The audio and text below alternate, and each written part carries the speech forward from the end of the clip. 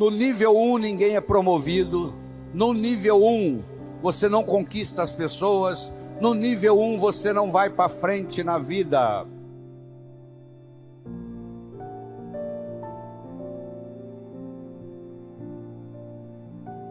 A comunicação tem 3 níveis. O primeiro nível eu chamo de boca-ouvido. O segundo nível eu chamo de cérebro-cérebro. O terceiro nível eu chamo de coração-coração. Vamos começar com o primeiro nível. Boca-ouvido. Deixe-me primeiro fazer uma distinção para você. Ouvir e escutar não são sinônimos. Você ouve com o ouvido, você escuta com o cérebro. Você já foi alguma vez num restaurante e pediu ao garçom para lhe trazer uma água com gás e ele lhe trouxe uma água sem gás? Ou você fez uma solicitação e ele lhe trouxe outra? Aquele garçom, naquele momento que ele recebeu o seu pedido, ele estava operando no nível 1. No nível 1 ninguém é promovido. No nível 1 você não conquista as pessoas. No nível 1 você não vai para frente na vida. Não interessa a nota que você tirou na escola, isso não faz diferença, porque a escola lhe passa informação. A vida lhe exige competência de ação.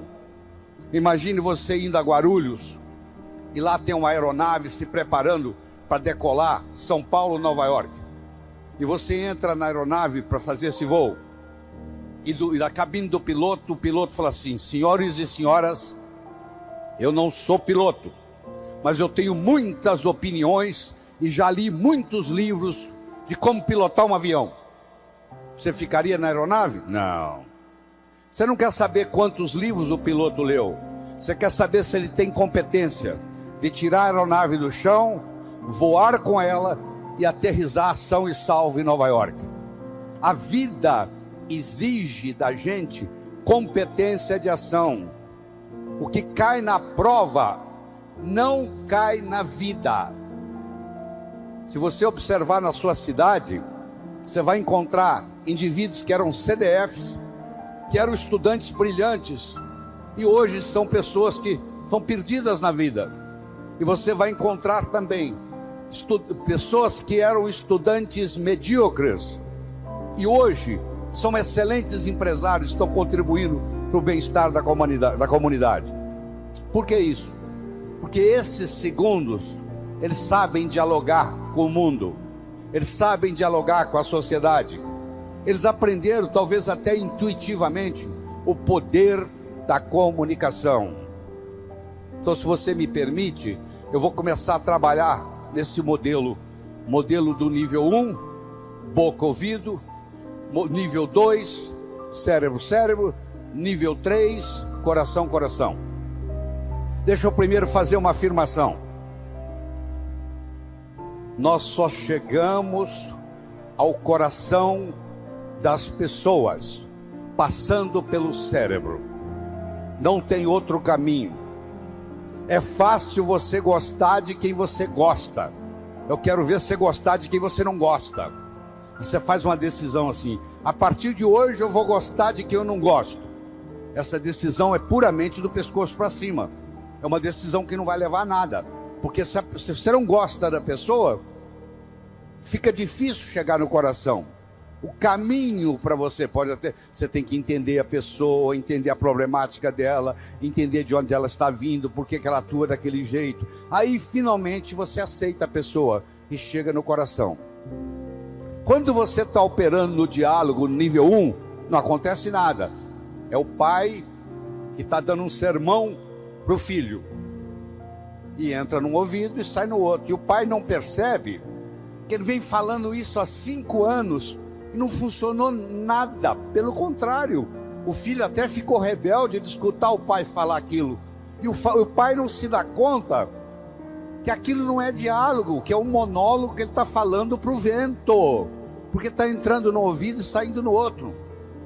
Você deve conhecer um ditado popular que diz assim: a palavra convence, O exemplo arrasta. A palavra convence, o exemplo arrasta. O melhor modo de você educar seu filho não é com sermão. Isso não é diálogo, isso é monólogo. O melhor modo de você educar seu filho é com exemplo, dando exemplos. Aí a água mole em pedra dura, tanto bate até que fura. Ele vai vendo o exemplo daquilo que você quer que ele seja, ele vai observando aquilo todo dia, chega uma hora, ele e ela incorpora na estrutura psicológica. E como eu disse quando eu estava sendo entrevistado aqui na televisão, um pai de 45, uma mãe de 45, que conversa com um filho de 15, ela tem que entender que o filho de 15 nunca teve 45, e uma mãe de 45 já teve 15 anos. Então é função do pai, da mãe, descer ao nível do adolescente, para poder haver uma comunicação. Eu só posso me comunicar com vocês se nós fizermos uma conversa que interesse vocês. Não tem outro jeito. Eu tenho que ver o interesse de vocês e começar a fazer um assunto que interesse a vocês. Então eu tenho que fazer de acordo com o seu interesse, não de acordo com o meu interesse. Eu vou fazer a vitrine da minha loja não de acordo com o meu gosto, de acordo com o gosto do cliente que eu quero atrair. Ah, mas eu tenho uma loja, eu tenho uma cunhada que é decoradora interna, ela fez uma decoração muito sofisticada. Que produto que você vende? Aí eu vendo produto popular. Então você agora está com um problema sério. Quem gosta da vitrine entra, não encontra o produto que quer comprar. Porque quem gostou da vitrine sofisticada quer comprar produto sofisticado. E quem compraria o seu produto? Olha na vitrine, não tem coragem de entrar. Pronto, aquela vitrine tão bem organizada que a sua cunhada fez porque é decoradora interna, está atrapalhando o seu negócio.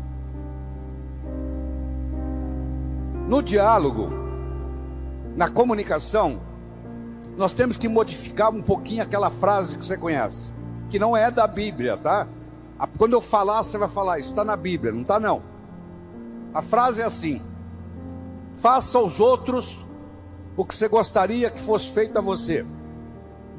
A verdade não é bem essa. Faça aos outros o que os outros gostariam que fosse feito a eles. Se eu convidar você para jantar na minha casa em São Paulo, eu não vou lhe servir o meu prato favorito. Pode ser que você nem coma. Eu vou perguntar o que você gosta. Se eu quero agradar alguém num processo de diálogo, eu tenho que ver o que a outra pessoa quer ouvir. Eu vou começar por ali, e não o que eu quero passar. Quero que você entenda isso. Faça aos outros o que os outros gostariam que fosse feito a eles. Eu quero mostrar o meu ponto de vista para você, mas eu não me preocupo como que você vai receber esse ponto de vista. Aí sabe o que acontece? A natureza colocou um ouvido no mesmo nível do outro. Entra num ouvido e sai no outro. Aí não deixa de ser diálogo, passa a ser monólogo, porque não tem repercussão. Para esse diálogo se ocorrer, primeiro eu tenho que ter uma mensagem forte. Você só vai continuar me escutando se você estiver gostando da mensagem. Eu tenho que ter algo para poder passar para você. Essa é a mensagem. Segundo, nós temos que conversar de uma forma metafórica. Como é que Jesus ensinava? Jesus ensinava contando histórias.